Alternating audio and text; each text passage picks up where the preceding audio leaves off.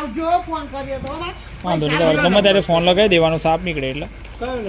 અમાર તો સોરો નો નહીં આ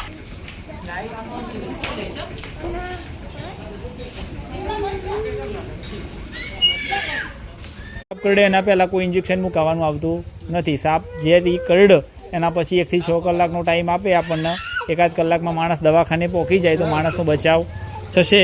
જો કોઈ બુઆના ચક્કરમાં આવે તો એ માણસો મોટા ભાગે મૃત્યુ પામતા હોય છે. જે મૃત્યુ પામતા હોય છે સાપ કરડવાથી, એ બુઆના ચક્કરમાં આવ્યા હોય એ કાં તો એ ભાથીજીની બાધા રાખવાથી ઝેર ઉતરી જાય આવું માનતા હોય તે અંધવિશ્વાસ, અંધશ્રદ્ધા કહેવાય.